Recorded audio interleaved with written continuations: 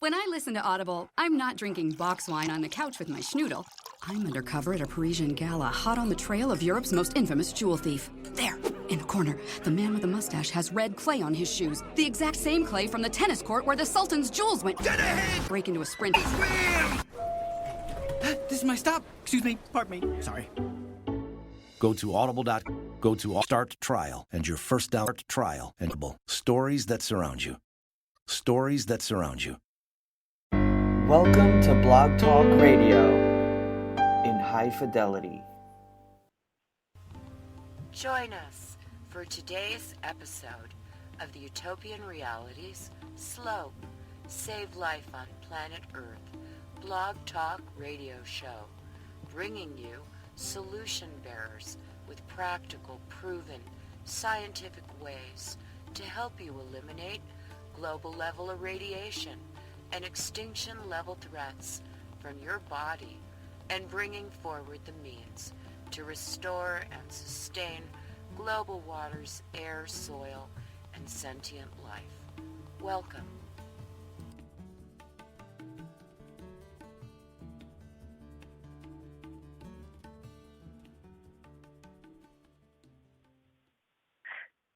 Greetings, this is Lisa Wolf, your host.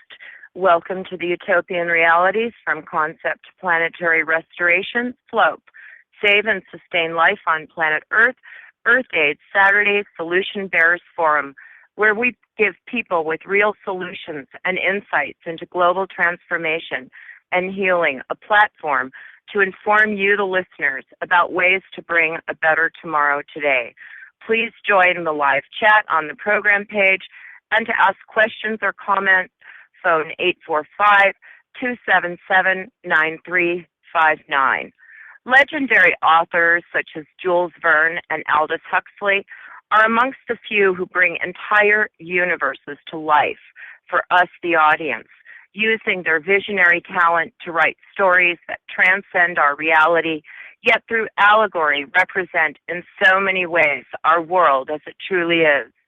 Today, we are joined by special guest, Sophia Stewart, the Oracle herself, creator of the Terminator and Matrix series, and visionary authors Brooks Agnew and Joseph Reyna, who come together on the Earth Aid program to talk about where these stories come from, what they mean, and what is really going on.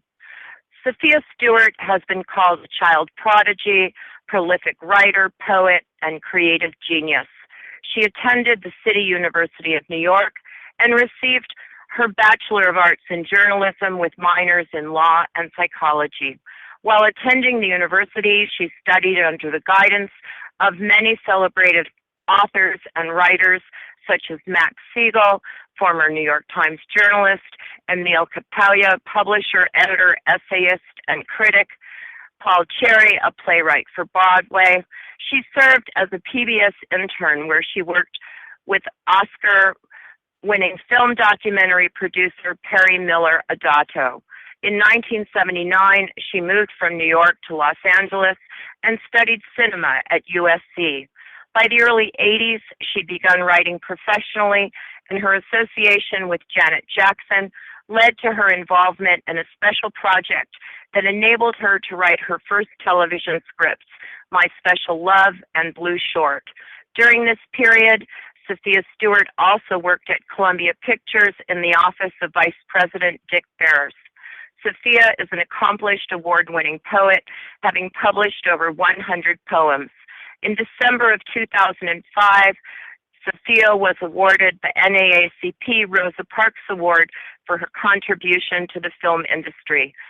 A gifted visionary writer, she has also worked for individual celebrities, including former Knicks player Dick Barnett, Louis Gossett Jr., and Shelley Winters. Her background is diverse, and many of her writings reflect groundbreaking literature that is undeniably before its time. On June 2nd, 2007, she was nominated for the international award called Lifting Up the World with a Oneness Heart, an award offered to people who've made exceptional contributions to the human family. Some of the receivers of this award include Nelson Mandela, Mikhail Gorbachev, Mother Teresa, Pope John Paul, Jesse Jackson, and many others. Writer of the Terminator and Matrix movies, she wrote her epic The Third Eye while she was studying cinema at the University of Southern California. This work, copyrighted since 1981, is the foundation and contains the core elements of the blockbuster films The Terminator and The Matrix. Stewart's brilliance lies in her ability to create character stories and cinematic magic. In The Third Eye, she has transformed comprehensive metaphysical and spiritual concepts into the most revered science fiction films of the 20th century. The Terminator and the Matrix films are among the most artistically phenomenal and financially profitable film franchises in Hollywood's history, and have currently grossed over $25 billion, won 4 Oscars, and continue to generate revenue internationally. She's currently continuing her epic work in the upcoming Matrix 4 movie, which is destined to supersede the extraordinary success of The Matrix and The Terminator and establish her as one of the most profound master writers of the 21st century, and it is coming out in 3D. Also joining us today is Brooks Agnew, who in 2004, with co-author E.J. Clark, wrote and published the best-selling Volume 1 of The Arc of Millions of Years, discussing the Earth's origin and destiny, with Volume 2 published in 2006 and Volume 3 in 2008, with all remaining in the top 1% of books sold on Amazon and Barnes & Noble. He hosts X Squared Radio from 5 to 8 p.m. Pacific Time weekly on Sundays with more than 10 million listeners. In 2006, he became expedition leader for the North Pole Inner Earth Expedition, and he has filmed or been featured in a half-dozen scientific documentaries awakening millions to the mysteries of the universe and Earth. And he's president of Sirius Energies Corporation, whose mission is to replace gas-powered vehicles with plug-in electric vehicles, and the first all-electric pickup truck rolled off a Kentucky assembly line in December of 2009. His newest project is the second volume in the Birth Trilogy. We're also joined by visionary author of Incredulous, Joseph Reyna. Joseph was raised Roman Catholic and grew up in a haunted house and learned all he could about the expulsion of evil. At 18, he joined the Marine Corps and looked forward to the day he would enter the priesthood and become an exorcist. The military pastor informed him the church did not believe in such things anymore and was doing away with the exorcists, which was his last day as a Roman Catholic. He has since performed many exorcisms and healings through what he calls the power of the Holy Spirit. From an early age, he could see auras and is experienced in remote viewing, and says that he allows the source, the creator of all, to guide him through dreams and visions. And all the information in his novels pertaining to future events was obtained through visions and dreams. Information pertaining to our past obtained in this manner was verified by historical, archaeological, and geological records, a process that sometimes took decades. As a Marine Corps sergeant, his oath to safeguard this nation put him at opposition with communism, which he says seeks to exalt the state over the individual who has no freedom of speech, right to protest injustice, or publish their ideals. But this also put him at odds with totalitarianism, socialism, and fascist Nazi regimes. He asks, in the end, does it really matter what we call a system of government, where elected officials are not held accountable for their actions or inactions and seek to disallow or impose limitations on its citizens' individual freedoms by any means? Again, listeners, feel free to call in with questions, as Sophia Stewart, author and visionary creator of The Matrix and Terminator, Brooks Agnew, author of the Birth Trilogy, Joseph Reyna, author of Incredulous, and I talk about life, reality, and what it all means. Welcome, Sophia, Brooks, and Joseph. Thank you for being here. Yes, I've invited you all. It's a little unusual, but I've invited you all to be part of this program because each of you is a powerful visionary author in your own right. And your visions, as audiences experience them, are shaping our understanding of reality, as there's important information for listeners about life, reality, and how to chart a course to freedom and utopia woven through your work. So let's start with you, Sophia. Tell us about how the Terminator and Matrix came to be and how you see it informing the audience. Oh, it's quite easy. While I was at USC Film School, a graduate level, because I already had a degree, I saw Star Wars early on, and because I'm a New Yorker from New York City, and I saw Star Wars in 1977, so I recognized George Lucas's concept. He was actually Darth Vader, talking about the devil, how the devil fell from the light to the dark, and Star Wars were the wars in heaven, and how Lucifer failed. And so a story, the opposite of Star Wars, was born in me. I thought about, what if the Christ consciousness come back to the earth again and embody, take on a body, a physical form. And so what I wrote with Star Wars, with The Matrix and Terminator, is the second coming of the Christ, metaphorically in science fiction form, the evolutions of consciousness, man versus the machine. So when you look at the Terminator is the prequel to the Matrix. It's past, present, and future time travel. Because what I'm saying is that the machines are going to oppress and dominate the people in the future. So when you see the Terminator, Sarah Connor is actually Neo's mother. So JC, John Connor, Jesus Christ, grows up to be Neo, one and the same in the Matrix.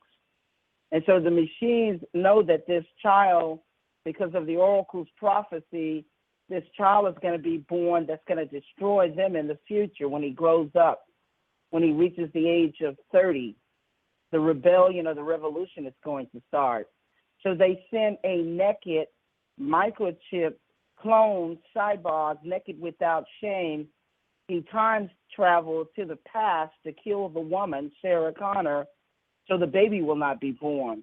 And he comes from his own planet of technology that's being served, and people are buying it from all over different other planets. And so this is what you see when you see him time traveling, and he lands naked and he comes through this blue flame. He's coming actually through a stargate, a portal, and he doesn't know he's naked because he's a machine. All his purpose is to kill the woman and then kill the baby if he can't kill the woman. And after the baby is born, when you see the other two Terminators, he's hunting the teenager. And as you can see, he looks unisex with long hair, earrings on, because they knew in the future that boys and girls would actually dress the same and look pretty much the same. So I hit him out as a girl on paper because the Terminator is looking for a male child that's exhibiting unusual gifts. And this is where you see the little kids that's with the Oracle, the little boy bending the spoon. They're indigo kids, and they're exhibiting all these unusual gifts. And so the Terminator is looking for this Christ child that's going to grow up to destroy them. So this is what you see when you're looking at the Terminator in the Matrix, Terminator End Time Revelations, because Revelations is speaking about this, and you have to crack the codes because the Bible is mathematics. So you have to crack those codes and encryptions in order to get the knowledge from it. So this is what I'm talking about when you look at the Matrix and the Terminator. And I've written the fourth installment also, and it's been out since 2010, and it's been selling for 6 years around the entire world. So those who want to get there more of the Matrix, then you go to my website, truthaboutmatrix.com, and it's right there. And then I'm also selling on Amazon, Barnes & Noble, on Walmart, Madhu bookstores, and others, licensing deals that I have. And so I'm going to go back with the term. Go ahead. No, You go want to on. ask me a question? No, I was going to go back and tell the people like the fourth and excuse me. I was going to tell the people about the fourth installment of the Matrix actually take place right after Matrix 1. I made 2 and 3 a convoluted lucid dream that Neo and Trinity shares because they're soulmates. They never died. What happened is in the fourth installment, after a quick dream succession that they shared together, they wake up and the Matrix saga continues. But in the fourth installment, there are new machines that are coming to take the place of the old agent programs, Agent Smith. So when you looked at the first Matrix and you saw what happened to Neo, when Neo goes through the pod, this is the ascension that you're looking at, because God's children or three-dimensional beings. In the woman's womb, the matrix is a Latin word for the woman's womb. And matrix is a 7,000-year-old word that goes all the way back to the King James's Bible, where it's mentioned 5 times. And this womb, this stargate, this portal, is how you come into this earthly dimension, this physical dimension. Because in the woman's womb, for the first 11 weeks, you're nothing but water, blood, and spirit. That's the astral body. And then in 36 weeks to 9 months, the mother eats from the dirt or eats from the earth. And she's growing a physical body for this astral body to occupy, to come into this realm, the physical realm. So this is why at the 12th week, the soul attaches to this body. The soul is what you call vibrancy or vibration or magnetism. Like what a magnet does, it holds everything together. Well, this vibrancy or magnetism is life. It's the energy that comes from the source, which is called God. So this is why a doctor will not perform an abortion at 12 weeks, because the soul has already attached to the second body, the physical body. And this is what, if a doctor performs an abortion, he's killing a living soul. This is what the controversy is all about, but they don't give you the details. So then let me go on telling you that when you, at 9 months, the body comes out of the matrix, the stargate, the woman's portal, her uterus. And this is the difference between a man and a woman, is this matrix, this womb, this uterus. Because, see, a woman is the female or the feminine energy of creativity. She's the only one that can bring bodies into this dimension, birth life. A man cannot have a baby. He can give forth seeds, but when he cut off his penis, he has no function anymore. He has no purpose to be here, because it's all about procreating. As someone is being born, someone is dying.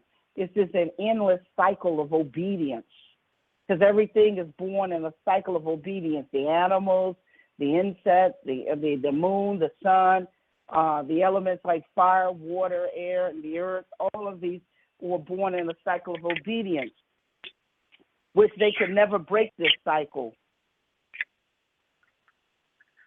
So once this is going on, the cycle of obedience, then life is continuous. It's just like when you see the binary codes, when you look at the computer and you see the binary codes are the 1 and the 0. The reason why the binary codes are the 1 and the 0 is because the 1 is the alpha, where everything began and it begins again, everything. Like when you're going to birth, with seeds give forth, trees give forth seeds, and it comes into the earth. It's called spring. And then then summer happens, and fall where the shedding, and then winter is where it dies. But you can expect it to come back up again in spring, the beginning of birth, new life. And everything is born in that cycle or that circle.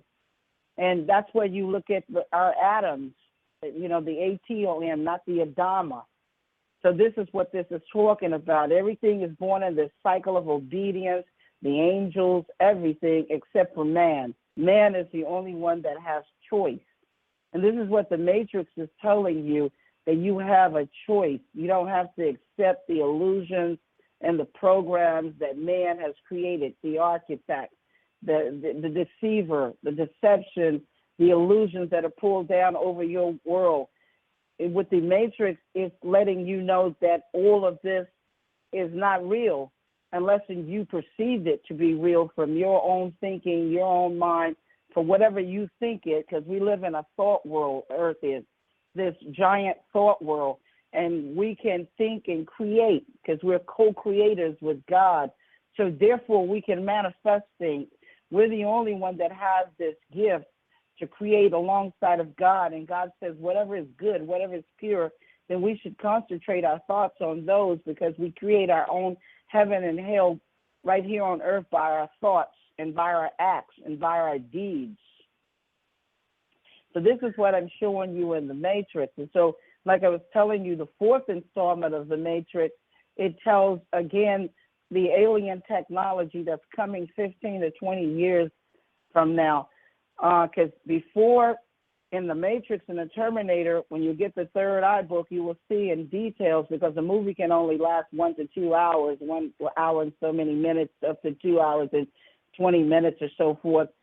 But in the books, you get the books to gives you more details, because 30 years ago, I'm talking about digital downloading. I'm talking about barcodes. I'm talking about computerized warfare with the drones.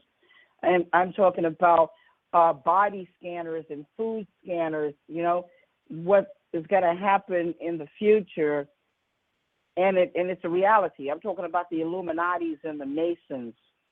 But you guys are not even aware that they even exist, the illuminated ones. But I was mentored by them when I was 7, 8, and 9 years old, the Rosicrucian branch.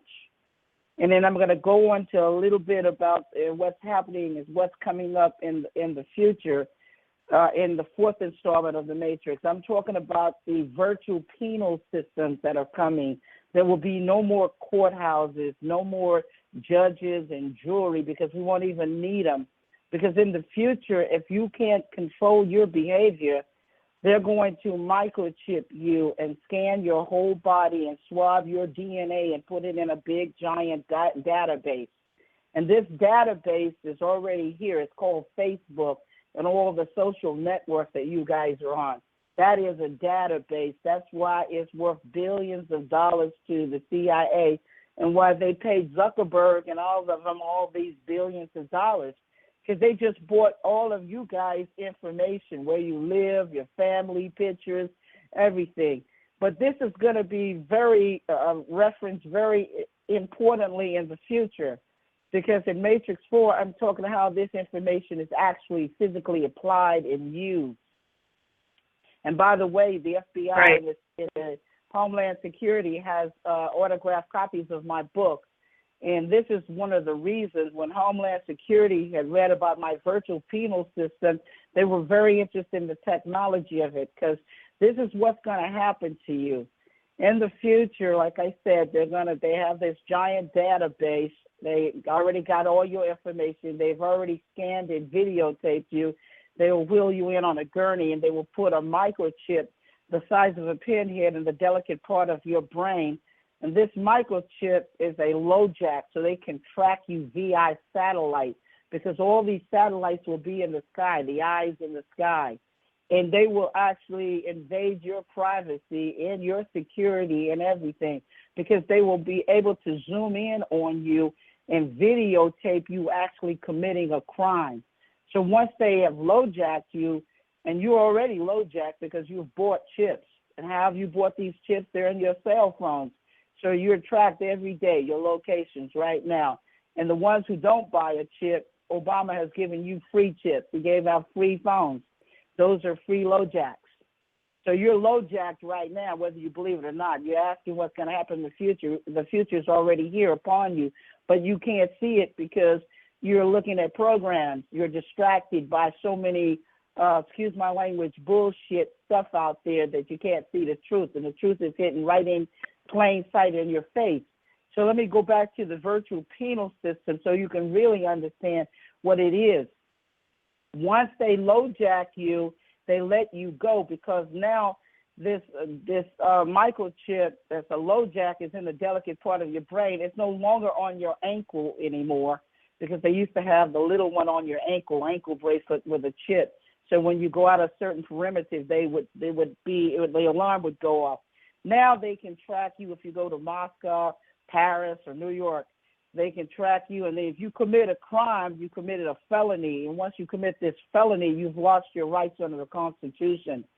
So they will videotape you committing the crime, so you can't protest and say, well, I want a court trial. I didn't do it. No, they got you on tape. And they scanned you, by the way, all your information, your DNA, your fingerprints, so they know it's you. So what they do next is send a drone transporter, because I'm talking about in Matrix 4 how the drones become bigger now. Unmanned drone transporters that will come and you won't even hear it. It will light up right beside you, open up like a giant claw, suck you in, and sedate you on your way back to Homeland Security. And once you get to Homeland Security, they will have a gurney where they can wheel you in, and they will do a outpatients operations on you where they will put these white laser rings around your body, 3, and 1 each around your arms. Then they will release you because now you're in the virtual penal system. This is the new jails, the new system, because the old jail systems and prisons, they can no longer take care of you. They can no longer buy food for you, give reparations for you, have security guards for you. Now the new jobs is going to be the probation officer, the parole officers, the correction officers. All are going to monitor you via satellite, big screens, these giant screens where they just watch your every move from the satellites. And when I tell you that now you're in jail with these white laser rings around you, you can walk around in the public, you can talk to people. Everybody in the future will know that you're in jail. It's announced. They don't have to send you any money. They don't have to go visit you. They don't need any guards. You can walk around, but if you can't control your emotions and you snatch your purse, it activates the rings and it'll cut your hand off or cut your arm off, and it'll stop you from bleeding. That's right. And if you run from Homeland Security or the police or the military, it will activate the ring. It'll cut your leg off, cut your feet off. And if you kill somebody, it'll activate the ring. It'll cut your head off. You kill your own self. Because in the future, you'll become your own judge, jury, and executioner if you can't control your own self and emotions. Nobody has to do it anymore. It's left up to you. When you go home, the rings will rescind. So you're free to do whatever you want inside the confines of your home. Someone comes to visit you, the rings will come back on. Or if you step out of the door, the rings will come back on. This is the future. Also, I'm talking about other technology like a cashless society, and this concerns the digital coin like Bitcoins.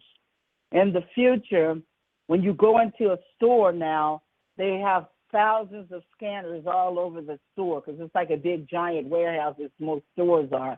But they got scanners now in the future everywhere. So back in the day, you could pick up and eat some food and you wouldn't get charged. You wouldn't get charged for theft or anything. But if you took it outside the door, that's where theft would begin, and they would charge you. But people can eat inside of the stores, drink. But now in the future, you won't be able to do that because, like I told you, all the thousands of scanners are all in the ceilings everywhere. So when you pick up a soda and drink it, you just got scanned. And your account being it is a cashless society in the future, you just got debited. Your account just got debited the moment you drank the soda, or you picked up some bread, or you ate a donut. And then everything that you put in your basket has been scanned. So by the time you finish shopping and you walk out the door, the security guard will hand you a receipt. And this receipt will show you how much has been deducted from your account, your Bitcoin account or digital coin account. And it also will give you the balance of how much you have left to buy. This is the new future. And also, I want to point that's in my Matrix 4 book. This is all with Neo and Trinity and Morpheus. It's ongoing, but it's showing you the new technology that they're using in the storyline. I'm giving you bits and pieces of it, but also breaking down the technology so you can see why Homeland Security and the FBI and the DOJ is so important in my vision and what's coming in the future. You see, because my copyrights in the third eye, when I was talking about digital downloading, that was a 1981, 83, and 84 when I gave them those visions that you see in the Matrix. But the ones that's coming for the fourth installment, I'm talking of, let me give you some other examples, but this is what Neo and Morpheus and the other characters, Trinity and all of them, are experiencing this technology in the future. But I'm breaking it down on this interview so you can see how it's applied to your everyday life that's coming. In the future, right. I'm doing... Go ahead. And they're trying to break free. And they're trying to break free. Yeah, well, they need to get, all the fans need to, if they love the Matrix and the Terminator, you need to get more of it with Matrix 4, because they actually explain the connections of the Terminator, the whole 9 yards, and what is going on with Neo and Trinity and Morpheus now that is ongoing, and that you guys know they never died. You know what I'm saying? Because I wrote The Evolutions of Consciousness, a dream within a dream, like Ezekiel, a wheel within a wheel. Are we sleep right now? Is this reality, or are you sleep right now?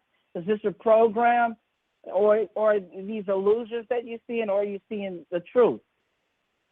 So this is what my work is doing, is waking you up consciously and letting you know so you can make the right choices, and that fear is not an option.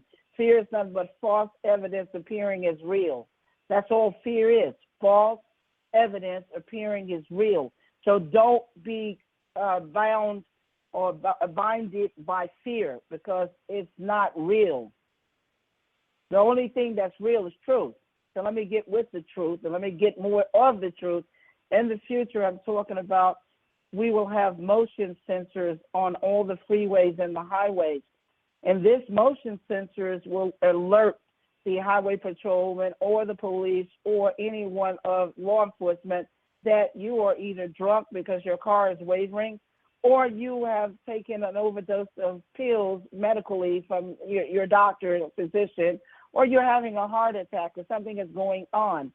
That's right. These motion sensors will detect, and they're connected to, again, the satellites, the eyes in the skies, and they will alert the law enforcement. They will come and they will stop your car. They will come to your window and get your driving license. And guess what? Your new driving license now is a swipe. It's like a credit card, microchip. It has a chip in it.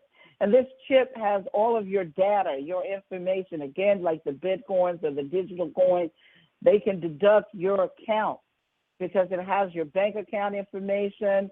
It has your DNA. It has your kids, all your information, social information, everything that they need to know about you.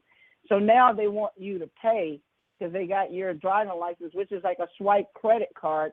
And they have on, the police have now on in their squad cars and highway patrolmen, they have this little square computer that's mounted where they actually go and do a swipe.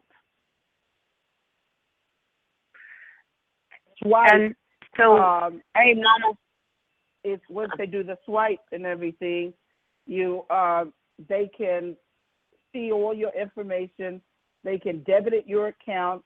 It has a little box that drops your receipt down. And this receipt, they'll take the receipt and your driving license and bring it back to you because they've already debited your account. You don't even have to go to court at this point because the new driving license is just like a credit card with a microchip. Okay. You know what I'm saying? What are you talking to? So at this point, this is how it's going to be in the future with the swipe, with the credit card, and so forth.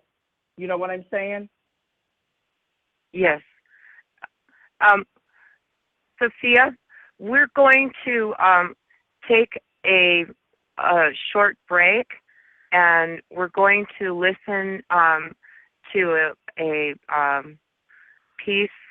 portion of a piece by Brooks' son. It's actually a piece called Apocalypse.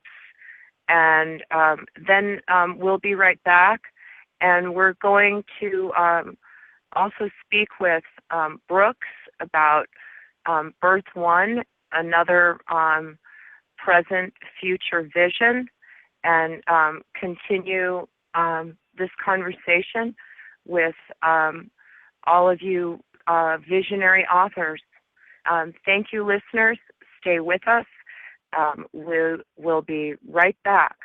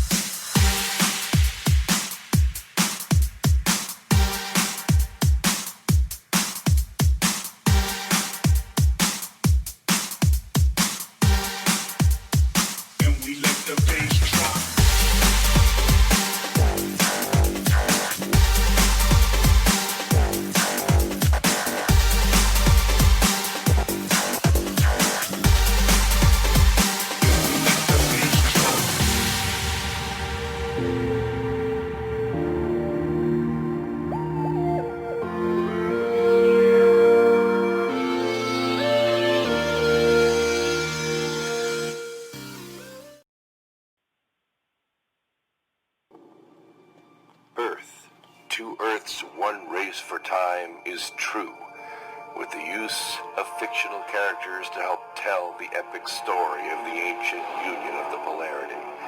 In a white-knuckle ride, the reader is chased from beginning to end of the creation and destiny of the Earth. Enormous financial empires strategically move billions of dollars to take advantage of their foreknowledge of the events that are coming. The events and espionage are real. The names of these billionaires and world events are real. Nothing has been changed to protect anyone because they are all guilty.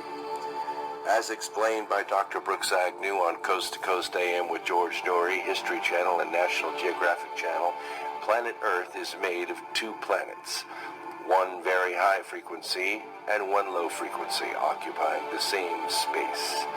Merged during the flood of Noah, they have been rotating in harmony for nearly 6,000 years, until now.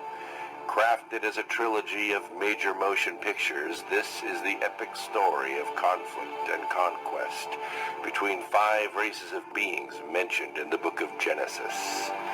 The one-party presidential system breaks down, allowing a write-in candidate, Robert Riker, to be elected. Ancient powers controlling the economics and military activity of Earth are thwarted by the will of the people. Here and there, pockets of light are woven together as the ultimate conflict between the seed of Lucifer and the seed of Adam square off for the grand battle for inheritance of the Earth. History unfolds exactly as this book tells it. The battle between good and evil happens every day on the television news, and by reading this book you will know why. You will also know why it is vital that you do something about it, starting with reading this book and then getting others to read it. We don't have much time.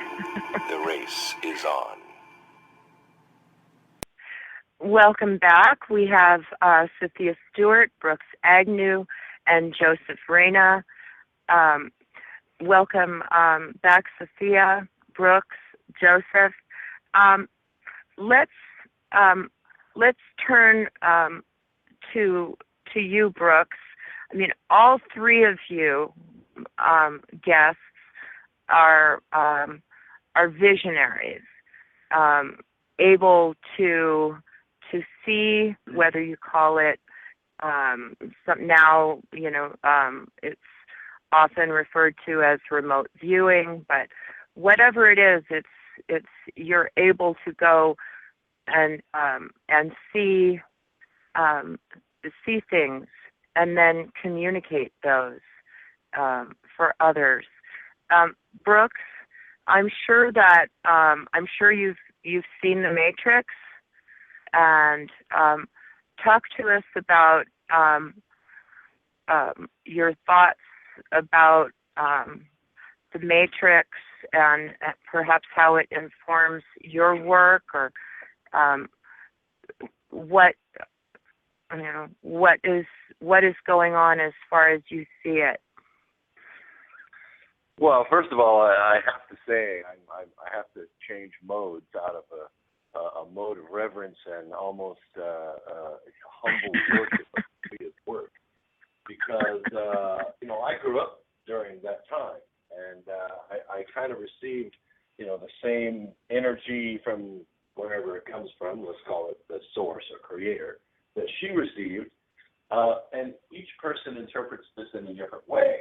But I have to say that there are very, very few souls on this earth that get it right. And Sophia is one of those individuals that got it right. She has, with her work, literally not only changed the world, but she's changed the lexicon of those of us that live in it. We are now aware of this other society with this other motivation that we exist in. We have this utopian world. If you're lucky enough to get one job and stick with it for your whole life, you build your 401k, you retire, and you die. That's utopia. That's the blue pill.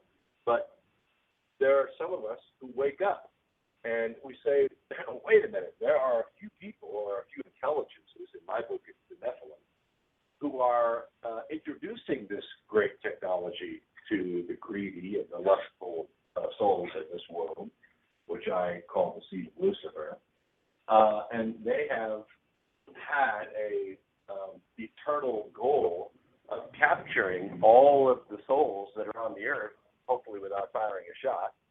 And she is correct in that mankind, the creation of God in his image, is the only intelligence, the only sentient being on this planet that has choice. Angels don't have choice. They come, they do a mission, they go home. They come, they lay waste to whatever they've been ordered to lay waste to, or give a message, and then they disappear again. But we have choice, and we are also gifted with the ability to perceive the future. We're the only animals on the planet that can do that. So when we wrote the Arc of Millions of Years series, this was a 2,000-page nonfiction. What we did is go back to all the ancient civilizations, and we were in awe at the great work that they did in buildings, in mathematics, in engineering, in their view of how the world was formed and what's going to happen to it sometime around the year 2012. And they built edifices. They built things that cataclysms could not destroy. And they built it for a civilization that wouldn't live for thousands of years. I mean, we don't even build things that will last 100 years. We don't care about the next generation. We've spent our grandkids' money. We don't care. But they did. And we asked the question at the end of this 2,000-page work, why? Why did they do this? Why did they go? Every civilization went through painstaking efforts to leave this message for the future. And the only plausible answer is that they were trying to leave reminders, clues for themselves, so when they lived again in their next generation body to fulfill and grow and overcome all and return to heaven, that they would remember what the heck they're supposed to be focusing on, what the heck they're supposed to be doing. But in all this, there's another race, the Luciferian race, that wants to undo all that. They don't want the plan to turn out that way. They want to capture us all, and they're doing a darn good job of it. So the Birth Trilogy came about as a result of the Arc of Millions of Years, and then this book that I wrote called Remembering the Future, the Physics of the Soul and Time Travel, where I realized that if we observe the future, we change it. Most of us do it accidentally because we're not conscious that we're conscious, but some of us are conscious that we're conscious. And we do realize that the things that we place out in the future and focus on and work towards come to fruition. And so those of us that are aware are able to come back to the past, which is the present, and we work on purpose to affect that future. Well, now we're at odds, and that's what the Birth Trilogy is about. that as the two planets are getting ready to come apart, the higher frequency Earth, which is going to return back through the rift in the Milky Way to the source where it was, created by God in the book of Genesis, the higher souls will go with that Earth, and then the other Earth, this made of basically rock and metal, will be left here in outer darkness, absent the Spirit of God. The battle is to see how many souls end up on those planets. How many will unplug themselves from this utopian matrix that Sophia has so eloquently described and wake up and become the sentient beings with choice and choose a better future. That's what the books are about.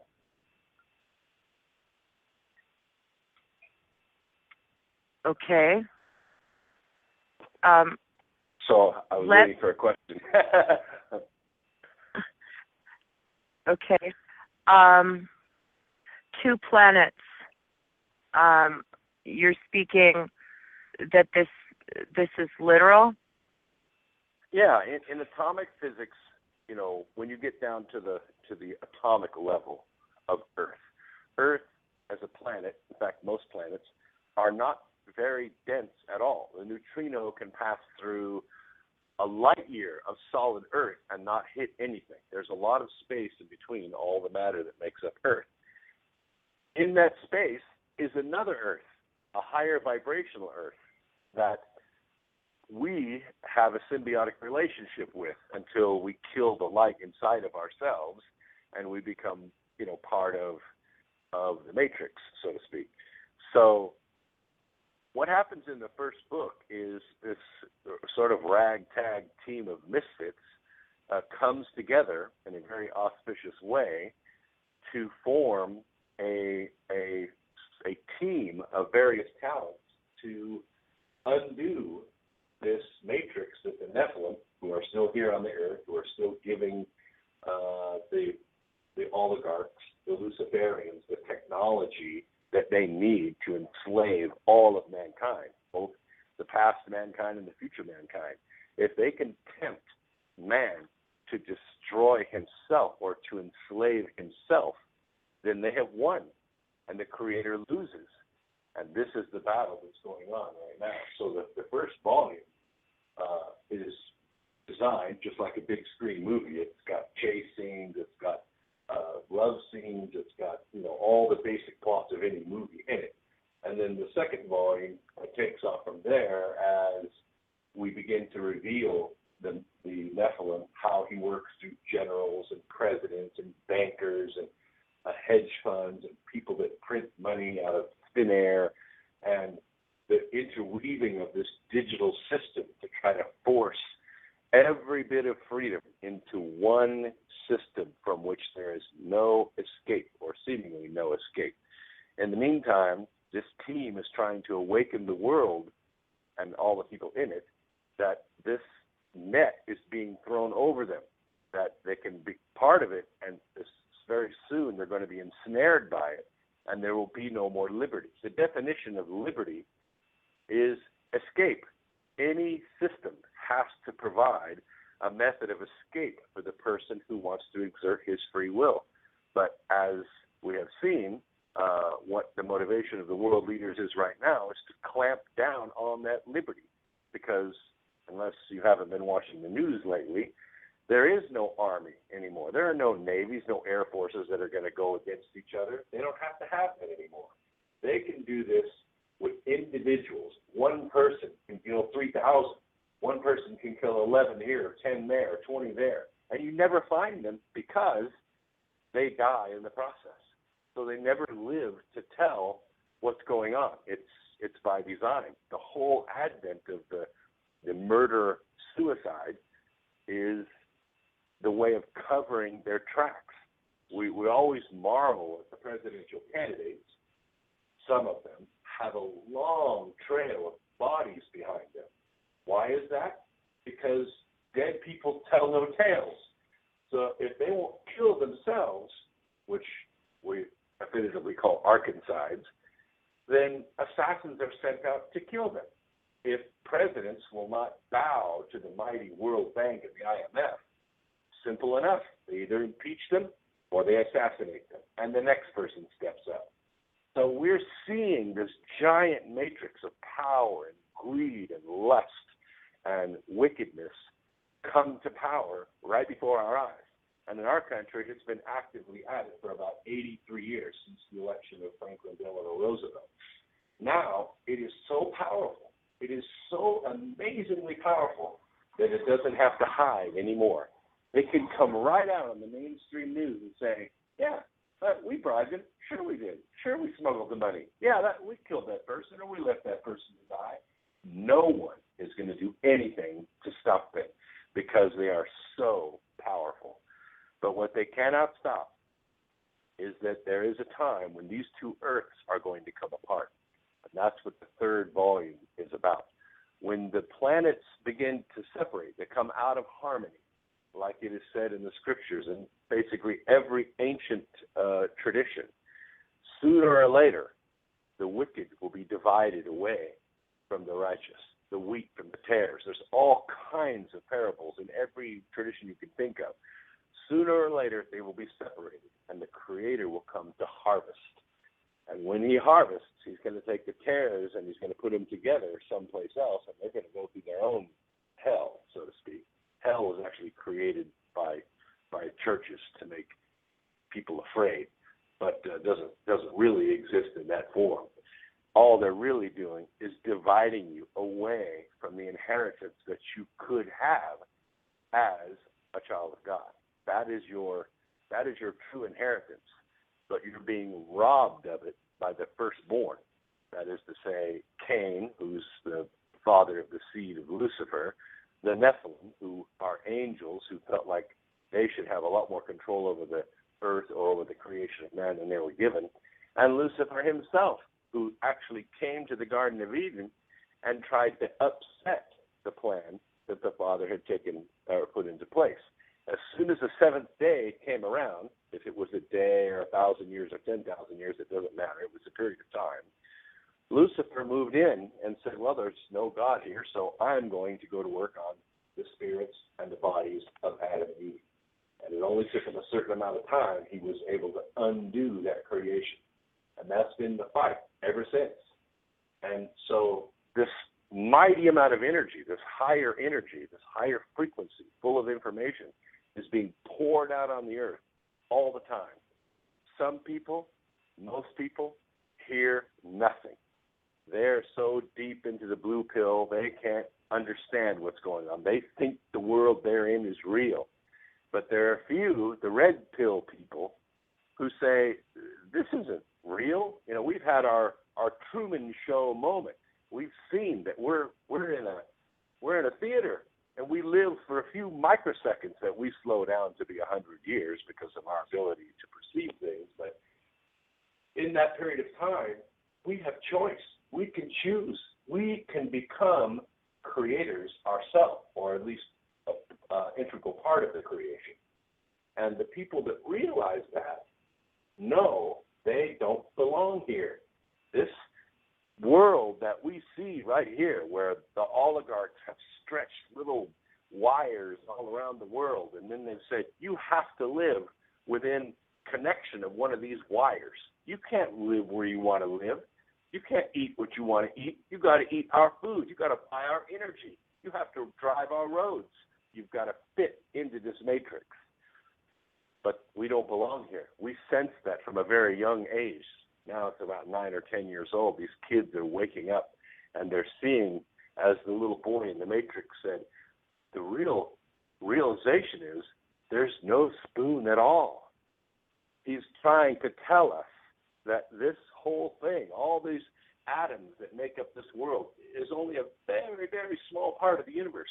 Now, astrophysicists, we quantum physicists believe this makes up about 4 to 6% of all the known energy in the universe, or the energy that we perceive as in the universe. It's a very small part of the reality of this universe. The rest of it is where we came from. And in a higher form, it is to where we're going to return. When we die, the realization that we have stuffed our garages full of toys, we have filled our bank accounts full of money, means nothing. There's a parable in the Bible that talks about a man who's become wealthy. He's stuffed his warehouses full of enough to live on for the rest of his life, and maybe his kids' lives. And he says to himself, "Self, thou hast done well. I will rest for a while." And Jesus in his parable says, "Thou fool, for tonight I require thy soul of thee." Now, whose is all this stuff in the warehouse? What he has done in that one parable, he's taught us that having is the great trick of this world. Being and doing, that is the real heaven of this planet. That's the heaven that Sophia was talking about. The ability to become better each day, to love harder and purer and further than we ever have before. That's the real heaven of this world. And we can make it ourselves. So I have a question to connect. Sophia, is your sense then that, you know, in the coming of the prophesied reign of peace, I mean, does it look like the future Matrix? Or, you know, I mean, and Brooke is visualizing or seeing a separation of the worlds. Well, the answer is both. Your thoughts? Both. Because in the movie The Matrix, Morpheus and Neo and Trinity and the others that have been awakened, they exist on the same world that the beings of the Matrix exist. But up until the Mr. Anderson program, they were unaware of each other. It was only with the creation of that program that Anderson was able to leave the Matrix and enter the real world and thus commit murder in the real world. So they both exist at the same time. And now wickedness, or the Matrix program, is asserting itself against the other real world, the higher frequency world. Sophia, are you there? Yeah, I'm right. Yes, I'm right here. I'm listening to him. Thank you. I was also going to add to that. We, again, have free choice. And if you want to make changes for the future, then you have to look in the mirror. And the man in the mirror tells you exactly if you want to make those changes, because you would have to become a light. You'd have to let your light shine so others can see that light shining, so they can make the changes, the necessary changes, because it's good versus evil out here, or it's truth versus lies, you know, the liar and the truth bearer. So I see the world becoming greater, better. Yeah, well, I see the world becoming greater. Go ahead. You remember when Neo was plugged back into the computer and they were fighting in Kung Fu, and Morpheus asked him, "Do you think that's air that you're breathing?" That's exactly right. He's teaching Morpheus to be aware that it's his choice. He doesn't have to live by the construct that has been forced on us since the day we were born. See, that's the good part. That's the good part, is for people to unplug, and unplug as fast as you can so you can make the necessary changes, because the only world that ends is your world. Just like Chicken Little was going around saying that the world was falling. Well, the world did fall on him, and what he perceived the world to be ended. But it doesn't end for all of us. It just, when I was talking about whatever is good, whatever is pure, you need to project your thoughts on those. You need to create a heaven. And you can only create a heaven if you're unplugged, if you see the truth and you abide by the truth, and you make the necessary changes so others can see your example and make the changes. I see a really good world coming, because the pendulum is swinging back around to good. Because after such an evil regime and the forcing of evil on others, good follows evil. And then once good has been projected, then you know bad is going to follow it, because everything is polarity, polar, opposite. You know, there's no two things going on. That's deception.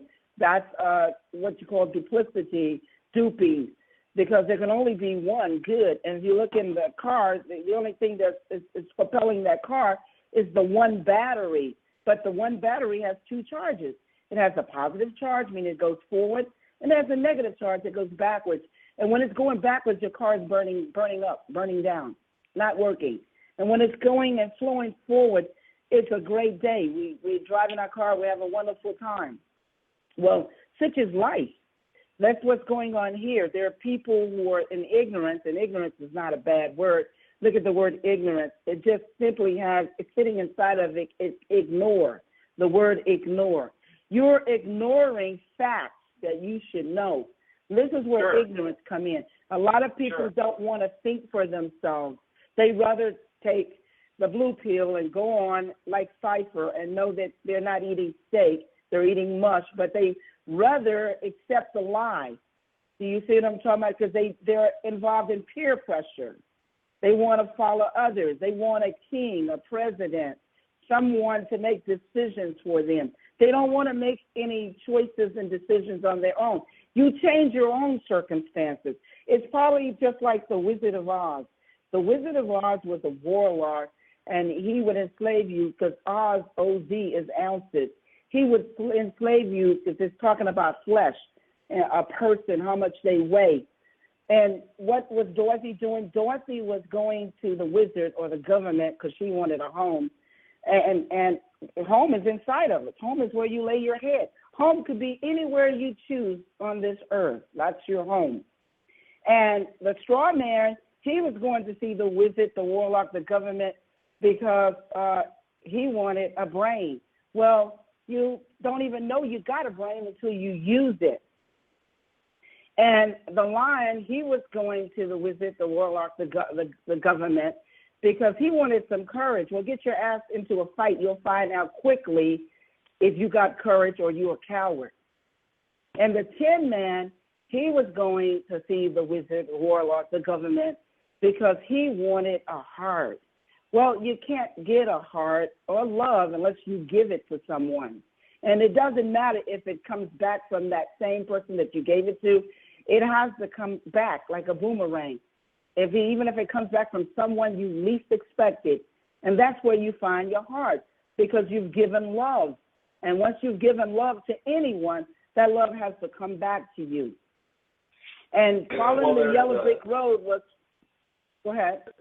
Well, there's a key thing that I put into the book, and that is that we are brought up to think that what matters is how many people love you. I mean, just look at politicians. That's what they're all about. How many people can I get to love me? Deception. Because that doesn't matter at all. What matters is how you love others. And I tell people, even Jesus had enemies. He didn't care how much people loved him. What he cared about is how he loved others. And the judgment which the church has created, and I say it was created by the Nephilim to make people afraid so that they would comply, that there's some being in the universe that's going to come down and say, you go to heaven and you go to hell. You go to heaven and you go to hell. That doesn't exist. Like you said in your books and what you just said in your first half hour, we're the judges of ourselves. We choose ourselves to assume the energy level instantaneously of what we're going to be. And if we choose to increase our frequency, to increase our ability to love, we will go on with the higher earth. If we choose wealth and lust and power and gluttony and hoarding things away from the rest of the world to make ourselves billionaires, hell, trillionaires, then we stay behind with that dark and cold world of rock and metal. So our world doesn't really necessarily have to end. It's just like we just have to adapt to the changes, and we need spiritual attunement to make the right choices to be happy. Do you see? Because our world can be any way we want it to be individually. Because our world is not. Yeah. Yes. That's exactly Our right. world is Whether not- or not we have Yeah. wealth or not, we can choose to be happy. That's right, because our world is not grouped together. We don't all die at the same time. We don't all live at the same time. And if you look around you, there are some people over here happy, and there are some people over there miserable, and there are some people over there that's homeless, and some people that's warring and killing and just ignorance. Sure. So there are all these different worlds going on, and you individually have to choose the world you want to be in and what masters you choose to serve. That's Do correct. you choose to serve evil, then you'll find yourself in some of those FEMA bags. And not because of freedom, because there are some people that are put in there to distract the true freedom fighters, to lead them down the road so they can get put in those FEMA bags. So you have to be very careful about all these illusions that you see when you see ISIS, when you see different things going on in the news, like right now, the elections. You know what I'm talking about? Because you are going to choose. You're going to choose what world that's going to be created. And you don't have to accept evil at all. We really have two Yes, giant sir. philosophies battle right now. One is saying that because you don't have money, because there's income inequality, you can't be happy. And so we're going to make sure that you have stuff so that you'll be happy. Your life will be fulfilled. And the other one is saying we don't have to do that at all. All we really have to do is get government out of the way and let people do what they love doing, and they'll be happy. They don't have to be rich. They just have to be on the path to working toward their dream. If you shut off their dream, you make them miserable. Yes, exactly. Brooke, Go ahead. and we're going to take another short break, and then when we come back, we're going to bring our third visionary in to inform this conversation about present and future realities. So, listeners, we'll be right back with Sophia and Brooks and Joseph.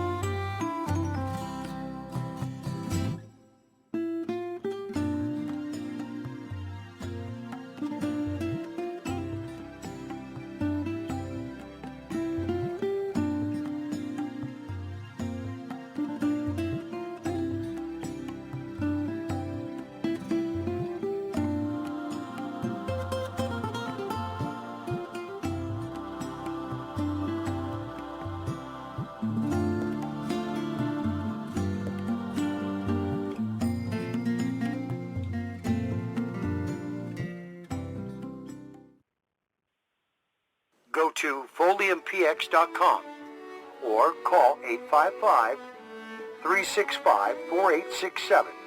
Why? Well, if you live along the coast, you see the water pollution as you grow closer and closer to any major city. You notice that the water color changes as you get closer to the city. Why? Well, because you know it's pollution, and it's water pollution. The pollution in the water ranges from debris all the way to runoff from the rain, which includes heavy metals from the smog. Heavy metals such as lead and arsenic and mercury, all of this is coming from the pollution from cars and from industrial facilities. Go to foliumpx.com or call 365-4867.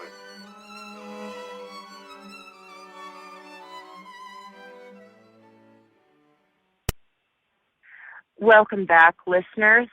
By the way, that is one of the products that we here at Slope Earth Aid recommend for dropping radiation and heavy metal toxicity from the body, Folium PX. Welcome back, Sophia and Brooks and Joseph. Joseph, your book Incredulous also informs readers of important aspects related to now and to the future,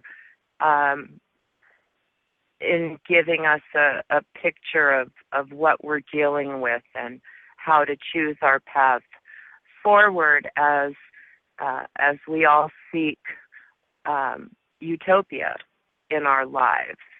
And welcome. Tell us something about Incredulous and your understanding and what you've seen as it informs this discussion.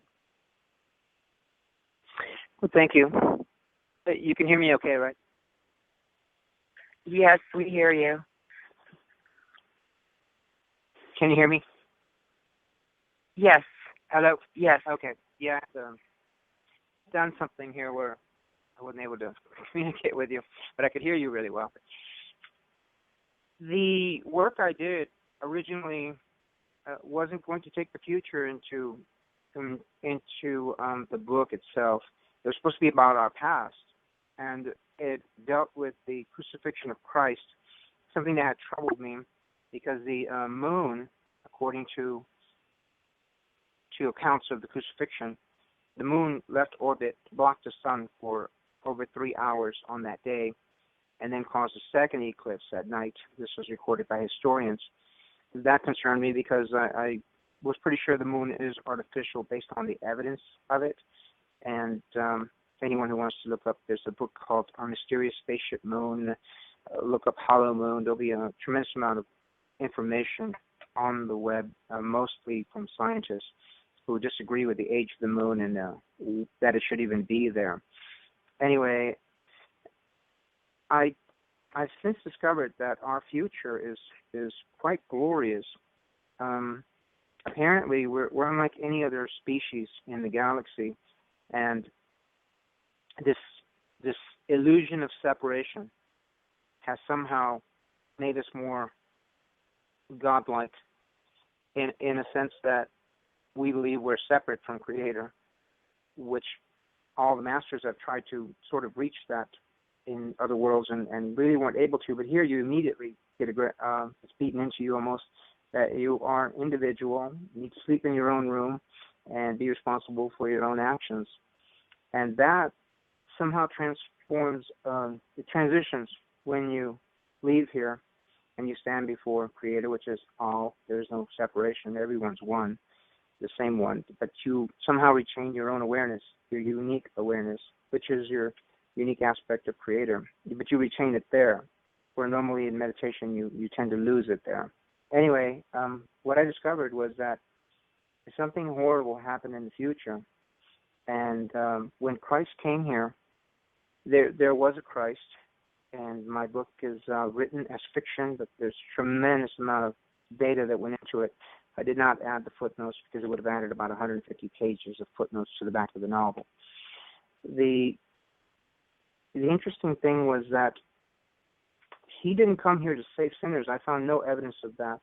The whole concept of humans dying and being cast into hell, into an eternal place of damnation, that came from the Savior gods. Most people are aware of that if they've ever looked into the possibility that Christ didn't exist.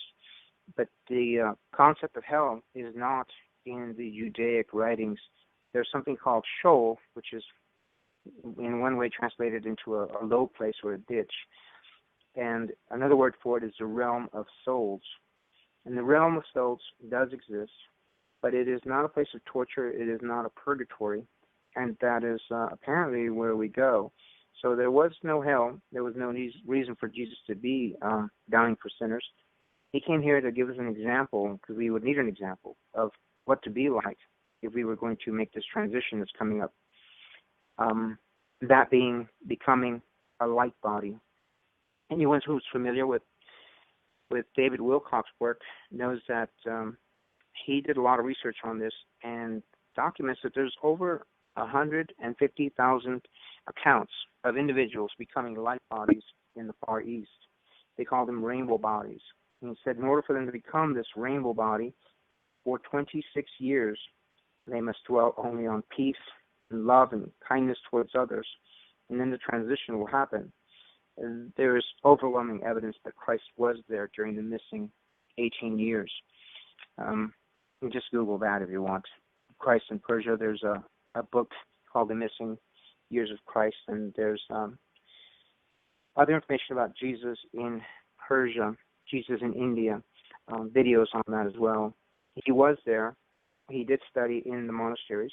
They do have records of him there. They even have a painting of him there. And there's several documents that he wrote. They called him Saint Isa for some reason.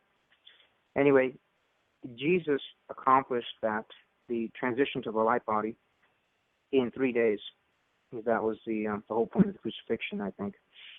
Also, on the crucifixion, I was very surprised by what I discovered about the crucifixion. One, Christ did that on purpose. He deliberately said something that got him arrested. He was guilty of crime against the emperor. It was sedition against the emperor, and it was punishable by crucifixion. And if you're old enough to remember Nixon being pardoned by Ford, I don't think Nixon was innocent. Never went to court, so we won't know for sure. But you don't get pardoned if you're innocent. Billy the Kid wanted to get pardoned by the governor of New Mexico, and he was not innocent. Pardon means you're guilty, and they're going to pardon you. Christ was guilty, and he was arrested by the Romans, not the Jews. The Jews later rearrested him using Judah as the witness, since he was actually a member of the Sanhedrin, of the priesthood. And they tried to pin something on him hastily, and were not able to. And at the last minute, there's still blasphemy in there, and said we sort of have a case against him, which meant that the crucifixion would have to hold off until the trial went before the emperor. Anyway, they later realized if they just got him done away with, they wouldn't have to worry about him anymore. But in my research, I discovered that Judas, was actually a twin brother of Jesus.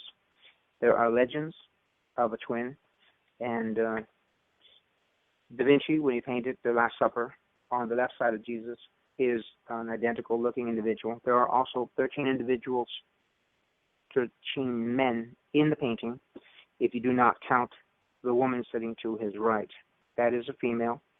The face of that individual can be taken and transposed onto the Madonna of the Rocks, another painting by Leonardo, and it's a perfect match. There is an individual holding a knife. That hand, when you look at the way the hand is bent from the individual who's supposedly, that's his hand, that's not his hand. You'd have to break the wrist and twist it backwards to make it fit. And some would think, well, that's an error that Da Vinci made, but Da Vinci was famous for not making that error. That is a disciple who was killed. And he was killed, it appears, by the Apostle Paul, before he became the Apostle Paul. Hence, when they took Judas and separated his nickname, Thomas, which means twin, they substituted that nickname for the missing disciple, so now you have 12 again. And they had to destroy his wife, who was Mary Magdalene, plenty of evidence for that. And they had to destroy the twin. And that's why those stories appear the way they do. There's no real evidence for it. Luke couldn't find what Judas was guilty of, so he did the whole Twinkie defense and said the devil made him do it. He couldn't really find any evidence for it. Anyway, that was really fascinating, and it made so many things fall into place. But the moon still troubles me because it did take place. It did not happen in the year 33 when we're told that Jesus died. In the year 33, it was the year 31. Most encyclopedias and search engines have corrected for that and now says the year 31, but that's when he was crucified. In the year 31, the eclipse, let's just go with the Passover. The Passover happens on a full moon. In the year 33, it did happen on a Friday, but in the year 31, it happened on a Wednesday. And that's when Jesus was crucified, on a Wednesday. And when it said the high Sabbath is dawning, we really do not understand the culture of these people. The high Sabbath was another name for the Passover. So Luke, in chapter 23, verse 54, 56, anyone can go look at their Bibles, and it's been mangled pretty good. You might have to do a search on the web for it. But Luke is saying that the women are watching him, being entombed, but they have to hurry. The men doing it have to hurry because the Sabbath is dawning. We would think that Saturday is about to happen, but that's not what it means. It's referring to the Holy High Sabbath, and some Bibles do say the Holy High Sabbath, which would be the Passover. And they did not record the day from the morning in midnight. We recorded at midnight. The Romans recorded it in the morning when the sun came up. The Jews recorded it in the evening when twilight happened. When you can count 3 stars in the sky, tomorrow had just started. So that's why the wording is so screwy. Anyway, then there was a day where the women could actually, because you can't work on the high Sabbath, they made preparations for the tomb, for the burial. So there's a day they could do that. And then it says, and then they rested again on the Sabbath according to the commandment. That would be Saturday. The commandment says keep the seventh day holy. So it all fit. All the evidence fit that Jesus was definitely buried for over 72 hours, which was very important. Anyway, plenty of evidence that he did resurrect. I record all of that in my work. And then what I discovered was he kept saying, it shall be as in the days of Noah. His return would be as in the days of Noah. And then I started getting into the research of Planet X, Nibiru. Some researchers who have looked into this suspect that that is what caused the flood of Noah, and definitely the plagues of Egypt the last time it passed. 2 times ago would have been the flood of Noah. So for him to say that, and for this object to be returning now, from the evidence I've seen, I've actually photographed it in this time, it definitely looks like the second coming could be taking place. There's another thing I discovered in researching the moon was that we are not part of the Milky Way galaxy. We're part of a much older galaxy that's being absorbed by the Milky Way, which is 10,000 times larger than ours. Anyone who wants to look that up, they can check on the NASA website, and they call it the Sagittarius Dwarf Galaxy. That's the galaxy we belong to. The Milky Way, it appears, may actually be a quasar, and it's already fired its first stage. There's 2 plumes being launched perpendicular to the disk, and those plumes are almost as long as we are distant from the center of the galaxy. All the ancient cultures speak of this shockwave hitting Earth, this blue star that burns, purifies the Earth. The Hopi speak of it, and it's also supposed to cause a lot of problems with the sun, a lot of flares being fired by the sun. And there is a Hopi prophecy that troubled me for a while. I thought it was interesting, and I thought it was interpreted correctly. And one of the sort of vision dream things I had, they explained to me that prophecy was misinterpreted. It's not the way it was explained at all. It is the Hopi prophecy of the rock. I think it's called Hopi rock prophecy. This prophecy, no one knows where it came from. Thomas Bianca did find it and translated it, but it was etched into stone long ago, and no one knows who did the actual etching. It was one of their prophecies for the end times. There are 2 timelines running left to right. They form sort of a square, long rectangle. Above the box are 4 individuals standing side by side, sort of stick people. They look rather healthy, and they're all holding hands. To the far right, there is one holding an arm that just hangs in space. The timeline they're on then shoots up like a lightning bolt, so it ends. And the way this was interpreted was you have the 4 stages of man, the 4 worlds of man, and then the 5th world is destroyed. But those who went back to Earth, down on the bottom line, you see an individual doesn't look like the healthy ones up above. He looks very, very deformed, mangled to me. And then there's a plant next to him, could be corn, that's what they see it as. He's using a cane to stand because he's very weak. And they're saying, well, he went back to the Earth and that timeline continued. But I was shown that's not what happened at all. When the shockwave hit Earth, the human species split into two. That's what that line, that horizontal line going, the vertical line moving up and down, connecting the two horizontal lines at the zigzag, the lightning bolts. That shows a split in humanity. There are 3 circles at the bottom, at least that's the way they've been interpreted. 2 circles are for the 2, they believe, world shakings, World War I to World War II. And then they said there'll be a 3rd World War. But that last one is not a circle. It looks like the opening of a cave, very flat on the bottom. Doesn't go toward the bottom and make a circle. It's only a D laying on the side. And if you look at the underground shelters that they built, that would explain that, and that they were trapped down there, and their timeline continued. It was interesting. I couldn't find the evidence for it until I started doing research into the work involving the President of the United States, Eisenhower, supposedly having a meeting with off-worlders at Edwards Air Force Base. These graves that supposedly we went into some sort of contract with or deal with so that we could get their technology said they were from Earth. But long ago, their ancestors had gone underground and been trapped in these underground bunkers and couldn't get back out. They said the only way to survive was through a type of cloning. And they said that the females could not reproduce after so many days underground. The Army discovered that that is true. After 45 days underground, the females do not reproduce. Anyway, they later mentioned they eventually escaped, got out, but it would be formed by radiation, and now they've come back. They wanted to get DNA from the individuals, their ancestors, and they wanted to correct their own DNA with it in exchange for technology. The government agreed, and they abducted. They were supposed to only abduct 400 and give all their names, and they abducted far more and didn't give any names. It looks like what they've done is abducted their own ancestors, somehow helped them become more spiritual, and those underground bunkers, in essence, undoing their own reality.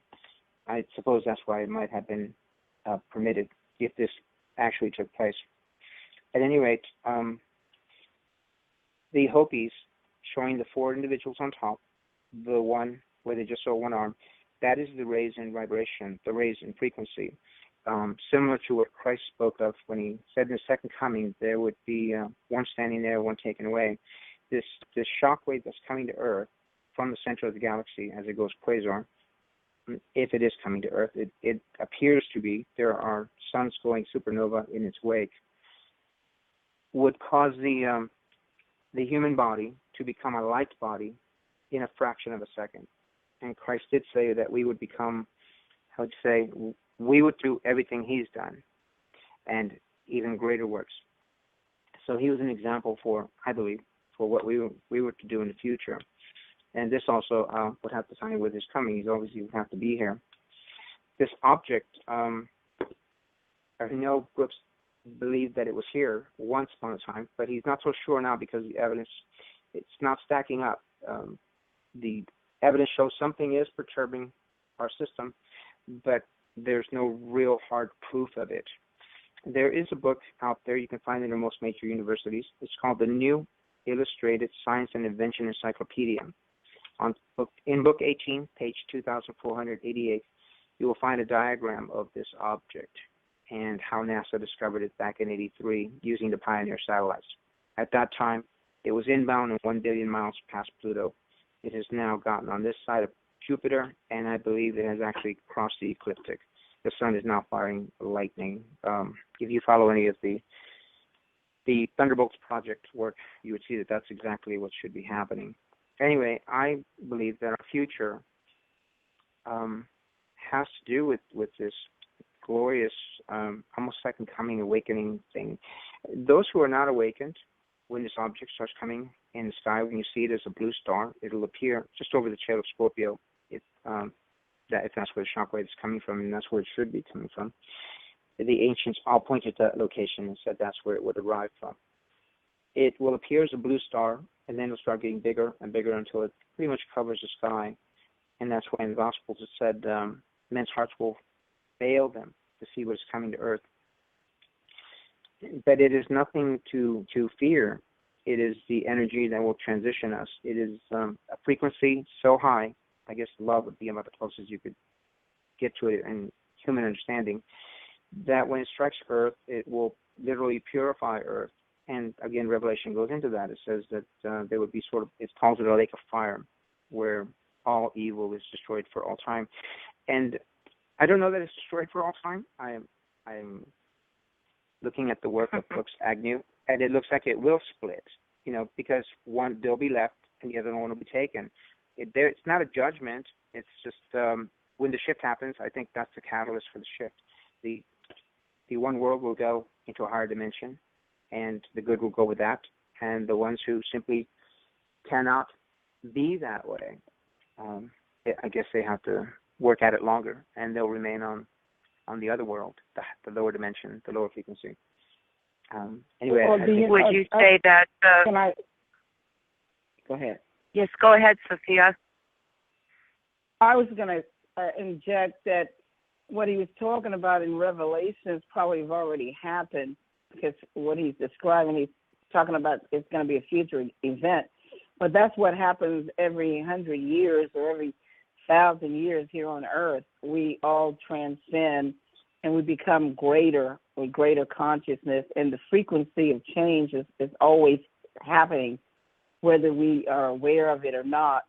You know what I'm talking about? And those beings that are taken away, they leave the Earth because their work is finished. And those who come or stay, they have greater things to do. But the frequencies and all of that are happening now. It's not going to come in the future. It's all because, past, present, and future time travel is simultaneously. There is no time in between. Like you have to wait for the future, or you or the present. That's what the Bible was telling you, that it's past, present, and future time travel. That when you look at the Old Testament, that's our past. And if you look at the New Testament, it's talking about the Christ conscious, that's the present, right here, right now. And when you look at Revelations, that is what is we will become, meaning that's the future. But it's all happening right here, right now. So if you want to see the past and you want to see what's standing in the building that you own, the house that you're in right now, you could slow your vibrations down and actually see the visual of what used to be there before your new house was built there. Because everything leaves an imprint. You know what I'm talking about, an astral form. And so if you speed up your frequency like I have, you can see what's coming, 30 or 40 years down the line, what's coming. You can see it already, but it already has happened. So what you're doing is just creating the visuals of what is already there. So you see, because everything leaves an imprint. So when he's talking, he's confusing people because he's not breaking down. He's doing research, which is good for documentaries, but it's not good for a book if because you're putting facts in. And a book, if you're selling it to the people, is more like fiction, you see, but with some elements of truth. But when he's speaking and he's not breaking it down, he's got these people confused because he's not really going into where it's practical, where it can be applied, where they can understand it in their everyday consciousness or their everyday life. You see what I'm saying? So, but I understand what he's talking about, and he's talking about a Hopi prophecy. And my grandmother's full-blooded Cherokee, and that's where I got my gift of sight from. But she was a shaman, a healer woman, a medicine woman, and so on. That's what I am. So I know what he's talking about. The Hopi prophecy is talking about they're going to see like a comet. Like how the Halley's Comet came and they saw that, and some people passed away or something like that because of whatever was going on at that particular time, the energy or the frequency that comet brought with it. We just recently had some signs, too. I don't know if you guys know that, but we just had some fire in the sky just weeks ago, maybe 3 weeks ago. And they didn't know what it was. It wasn't a meteorite shower, but they claimed that it was later on. But some people thought it was actually some missiles fired from one of the foreign countries. But go ahead, Joseph. Sorry, I just wanted to bring that in to people. Yeah, let them know. If there was a shockwave coming to Earth, we would receive both shocks And the first one, I believe, we received in March 2013 when our Van Allen belts, the stream of magnetic fields that blows away from the sun because of the solar winds, blew toward the sun for 28 hours. That's an impossibility, and something else is pushing them toward the sun. And we were in a position where the center of the galaxy was at our back. And that just happened again in April 16th. That one wasn't as powerful. The shield simply collapsed. The field didn't flow in either direction. The shields were just centered around Earth. And anyway, the information I give, a lot of it is backed by what I found in there as far as Jesus being arrested by a tribune, being arrested by the Romans, being guilty. That was very important because what would happen if you grew up realizing that Jesus was never betrayed by Judas? And the oldest Gospels never mention that. He was not betrayed. He was a faithful disciple. And later they had to add a second Judas to the list because they couldn't account for this particular Judas that was doing great works. The church was infiltrated by these Savior priests, and they put the dogma, everything they understand as dogma existed long before Jesus. The virgin birth, all that was already there, and they simply attached it and destroyed who he was to make him demigod. They had to destroy any relations to kinship or family in order for him to be like Hercules. And anyway, I believe that was really important for our understanding of Christianity, and I think for what's about to happen, the direction we're supposed to go in. Okay. Sophia, Brooks, and Joseph, we have a couple of listeners who have been, I believe, very patiently waiting to ask questions, and we have about 23 minutes left in the show, so I am going to bring in one of our callers and see if they have a question. Good afternoon, 818-926-3124. Do you have a question for us? You're on the air. Okay. Well, we will go on. So, do we have a sense of consensus then among you visionary authors that there is some kind of a separation of worlds coming then?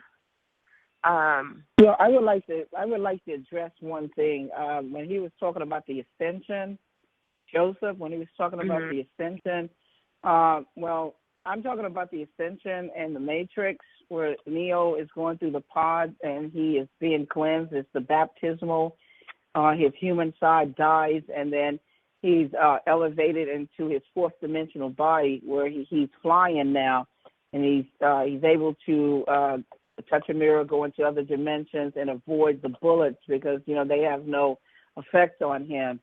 And he's able to jump into Agent Smith's body and destroy him because Agent Smith, being a virus, a machine, he's antimatter, and Neo is matter, and Neo is an anagram, a sneaky way of calling him the One, and that's what the Christ was called, the One, Neoone.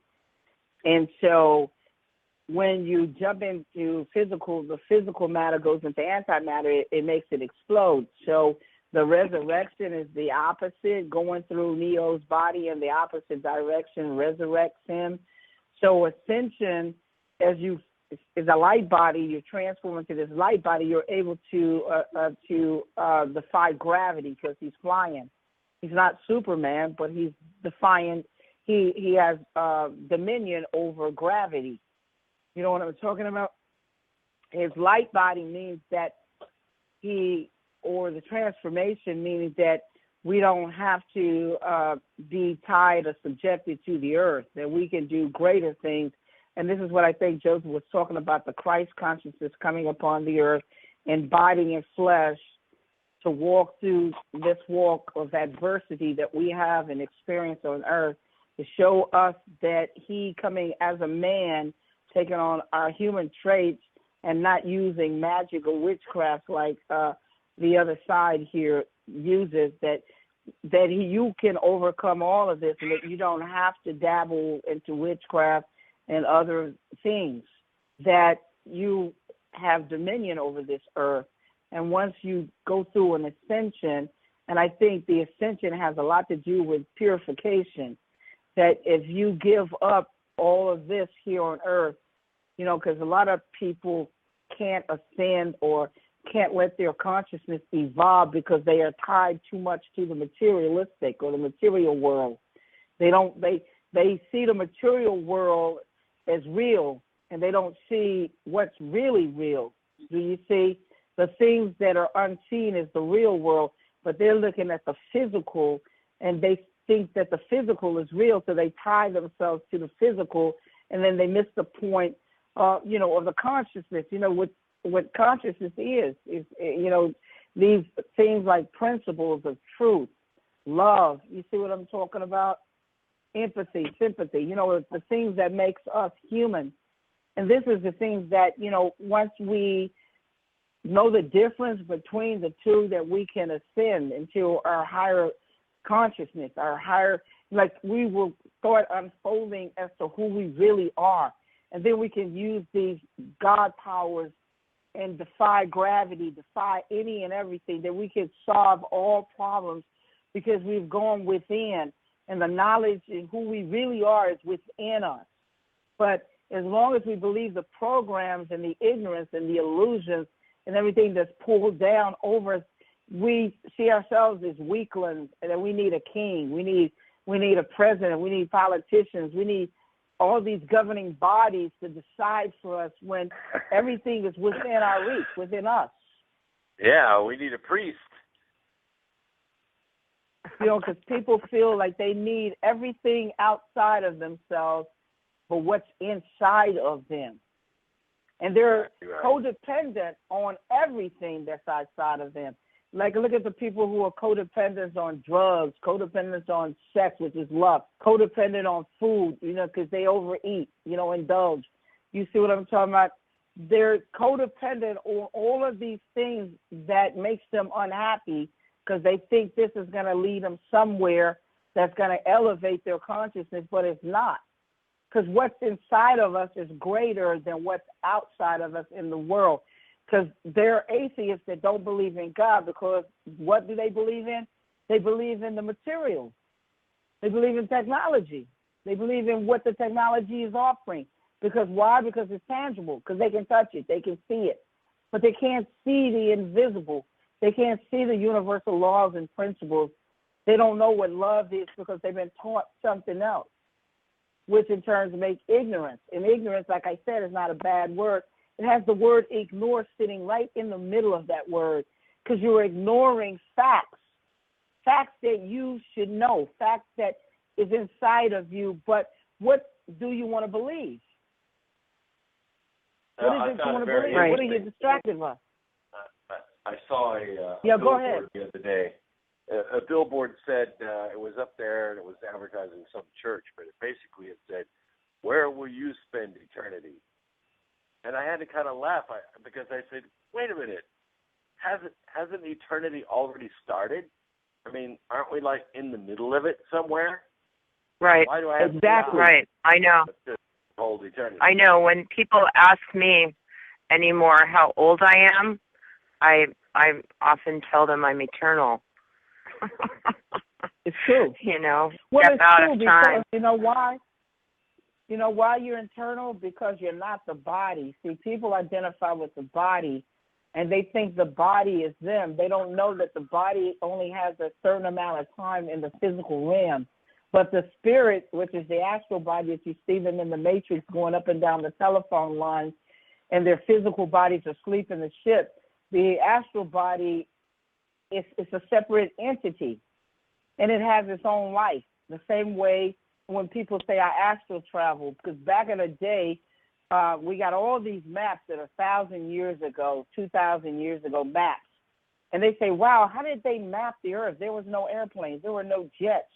But they overlooked the fact that there were astral bodies where you could travel and look at Saturn and look at the ring of Saturn. how you could travel to the Milky Ways and check everything out. Because you can fly in this astral body all over the earth and see and map. Because they don't realize that we are three-dimensional beings, some of us, but there are the children that man has created.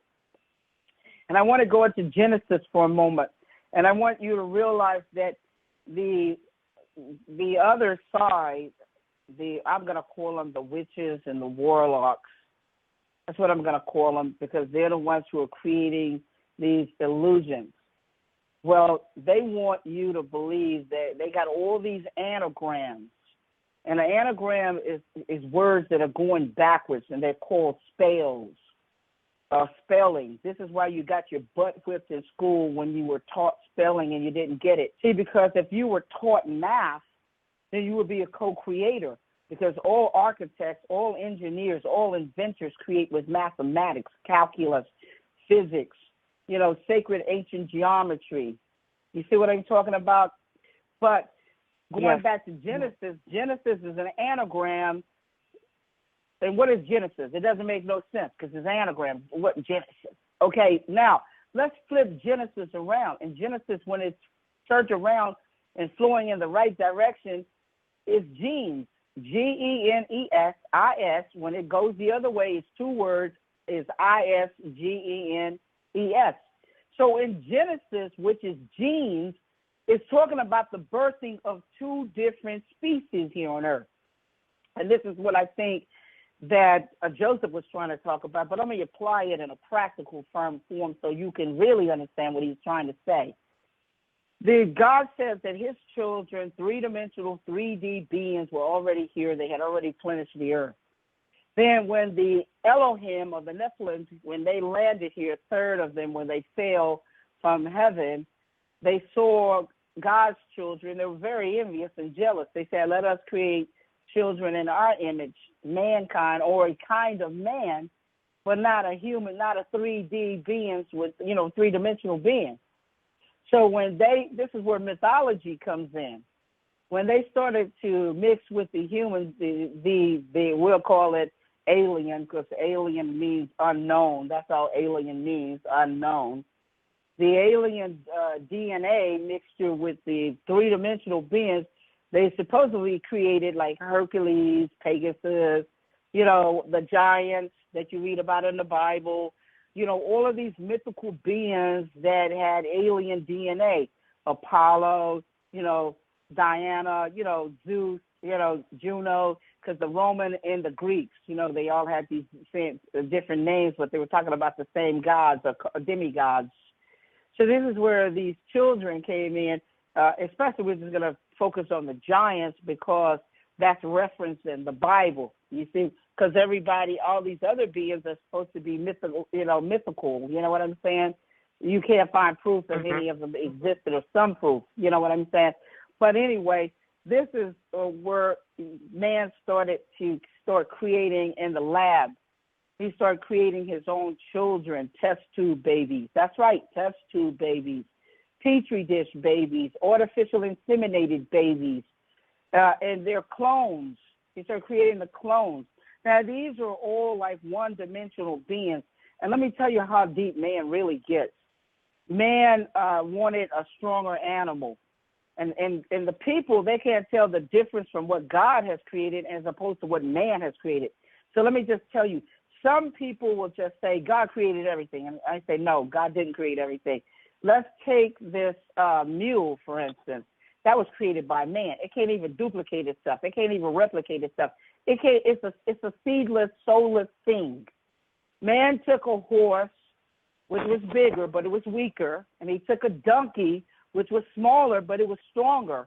And he crossbred them, and he created a mule, which was bigger and stronger for a purpose. Because, see, this is the difference between what God creates and the difference between what man creates. Everything God creates was created with purpose, meaning that everything that God created upon this earth has a purpose. The sun has a purpose, the moon has a purpose, the water, the earth, the people, everything, the angels, everybody, the insects, all have a purpose. Now, everything that man creates serves a purpose. So when man creates a seedless watermelon, it's serving a purpose. You're going to enjoy the watermelon, but you're not going to be bothered with the seeds because the seeds are going to be missing. But guess what? That's a genetically modified food, meaning that it has no life in it because it has no seeds. It's soulless. Because, see, when we eat fruits that have seeds, the seeds fall out of our mouths into the ground, and it doesn't need to be nourished by us because the rain will come and nourish it. The soil may be fertile and nourish it, and then it'll start growing some other watermelons or some peach trees or lemon trees, whatever. But see, Sophia, this is the difference. Yes. Earlier you were talking about the mathematics and the precision of the Bible, and one of my discoveries was that one of the prophecies also said that the sealed book of Daniel would remain that way until these times were about to unfold. And I discovered that an individual did sort of, I guess, break the seal. The book of Daniel, written in Hebrew, which is all consonants, can be read backwards. It's it's quite interesting that it's not a code. It's not encoded in any way. You just reverse the order and you read the book backwards. The book is twice as long, and it's written in these poetic anagrams that are something like the 100 sheep where they lost one, and you go looking for that lost lamb, and then the widow who has the 10 silver coins loses one, and she sweeps the house looking for the other one, and then it gets into the prodigal child. So they all sort of read in that direction. And at the very center of the entire book, it names the Messiah Israel will be waiting for. His name was Yeshua, and that is the name Christ had.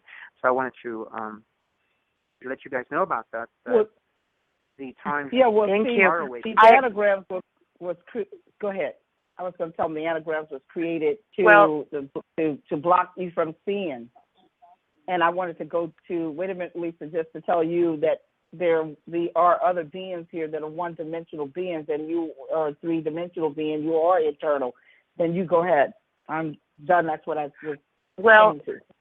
I hate to do this because we're obviously we could go on, and Sophia is going to be returning to be with us on September 9th. And Sophia, if you don't mind, perhaps Brooks and Joseph could come back as well, because it's always interesting to have conversation among visionaries. No, I would love that very much. And very much. No problem. Okay, we have a caller, but caller, we really don't have time in this show left. And listeners, for more information on Sophia Stewart and the Matrix 4, again, visit truthaboutmatrix.com. And to learn more about Brooks Agnew and to find his books, visit x2radio.com, which is x2-radio.com. And Joseph Reyna's book, Incredulous, is available on Amazon. And please join us tomorrow, August 21st, from 12 to 2 Pacific, when we'll be joined by Eagle Eye Man on the Shabi Elder, who will be speaking on international law, the clan mothers, and the benefit of being a savage. To become part of the Utopian Reality Slope Earth Aid mission, contact White Buffalo Nation at gmail.com and visit wbnslope.weebly.com and our White Buffalo Nation Facebook page, and support the Slope mission at gofundme.com/slope. And your contribution helps keep this mission going as we work to get solutions to all the people and life on Earth. And now we can go on speaking for the last 5 minutes. Sophia, anything final you'd like to say? I'd like to give each of you a couple of minutes in the time remaining. I really enjoyed it, and I would like to speak, on a one-on-one or you on the phone with Brooke. I really enjoyed it. His book and everything, very phenomenal. So yeah, I would like to do that, and I'm very thankful that you had me on the show today. I appreciate it. It's just simply wonderful, the type of show that you have, and I'm looking forward to September the 9th. And again, if you want all you Matrix fans out there, 3 to 4 billion of you out there, just got to put it in front of you. If you want the continuations of the Matrix, you love it, get Matrix 4. Fourth installment of the Matrix, truthaboutmatrix.com. And thank you very much for having me here today. Thank you so much. Brooks? Yes. Thank you so much, Sophia. And I accept the invitation. I think we should do dinner and then later a scotch and cigar. I think it would be awesome. It's kind of interesting how much Sophia has changed the world, and the reach of what she has created has literally awakened whole societies to the reality of the unreality that we've been preached at, our whole lives. And what the Birth Trilogy tries to do is to try to make people aware that we actually have a symbiotic relationship with our planet, and that every planet that is created with all this abundance of life goes through the same transition that we go through. We are higher energy occupying a lower energy frame made of, cheeseburgers, peas and carrots, whatever you want. And sooner or later, we're going to lay this body down, and the spirit is going to go on, and then it's going to be embodied again and again until you overcome all and you're able to return, or you want to return. And planets do that as well. And that's why I named the book Birth, Bearth. It is the Earth going through its mortal life, and now it is going on to have its eternal life.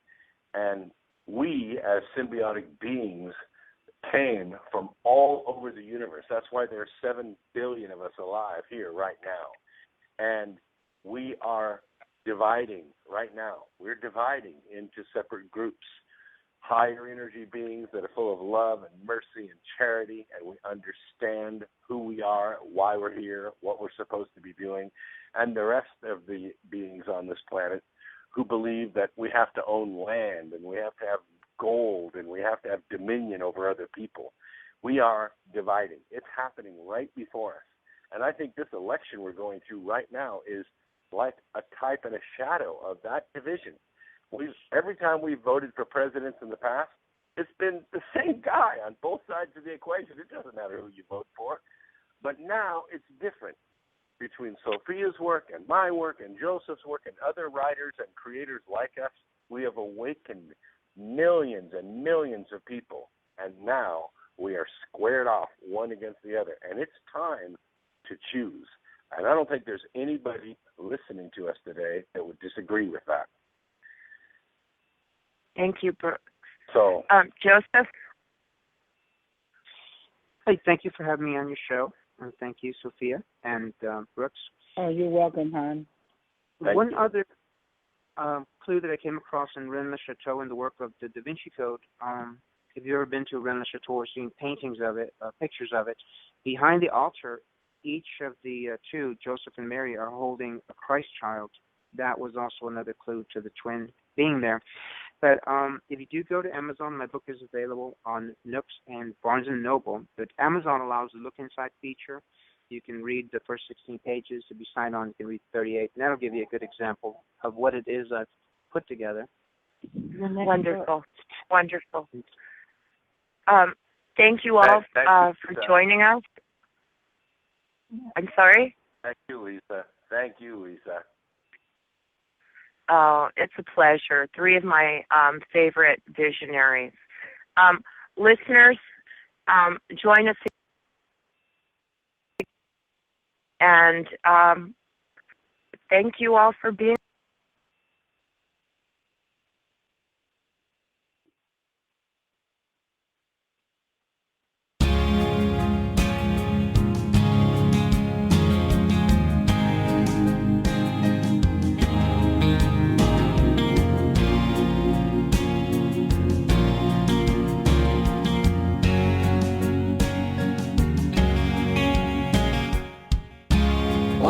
God,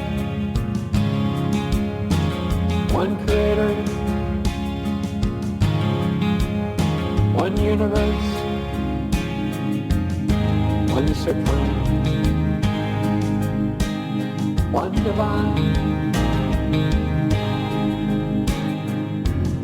Then why are we fighting each other? We all should be ashamed. What a crying shame. We're in this all together.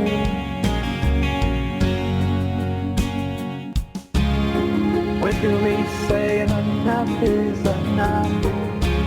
The insanity just has to stop. The temple of God is inside us. Whatever happened to in God we trust? When do we say enough is enough? The insanity just has to stop. The temple of God is inside us. Whatever happened to in God we trust? Regardless of religion, caste, color, or creed, we are one, living on this planet together. Why can't we just get along?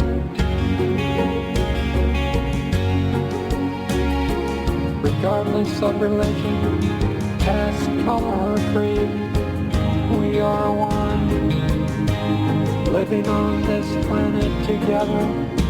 Why can't we just get along?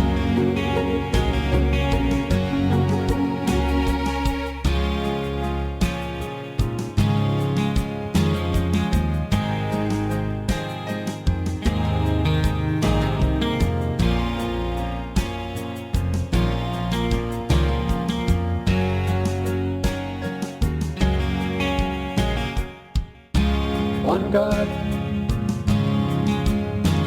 one creator, one universe, one supreme, one divine. Then why are we fighting each other? We all should be ashamed.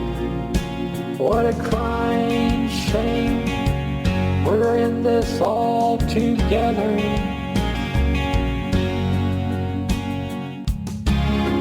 When do we say enough is enough? The insanity just has to stop. The temple of God is inside us. Whatever happened to in God we trust? When do we say enough is enough? The insanity just has to stop. Temple of God is inside us. Whatever happened to in God we trust? Regardless of religion, caste, color, or creed, we are one, living on this planet together. Why can't we just get along?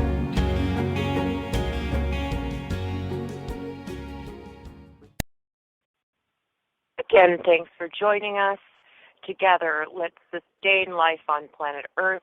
That's yours, mine, and all of ours, on and in the land, waters, and air. Thanks for joining us. Till next time, this is Lisa Wolf for Slope and Earth Aid. Let's give the Earth and all her children freedom from fear, lack, and degradation, and bring a utopian reality now.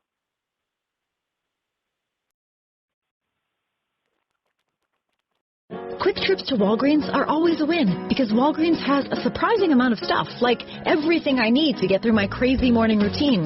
Eggs, butter, bread, strawberry jelly, stain remover for said strawberry jelly, brown lunch bags, toothpaste, hair dryers, hairspray, and plenty of under-eye concealer. Oh, and coffee. Lots and lots of coffee. Walgreens at the corner of happy and healthy. Boost your routine with Skittles and Starburst bags, 2 for $2. Must buy 2. And Dasani Water 24 packs, now $4.99 with card. When I listen to Audible, I'm not flying to my 3rd sales meeting this month. I'm on a romantic date with my vampire boyfriend, Pierre. That pale skin, those dark, mysterious eyes, and those pointy teeth. Take me away, Pierre! Ma'am? I want to become queen of the night. Ma'am, something to drink? Water, please? Go to audible.com/start trial and your first download is free. Audible, stories that surround you.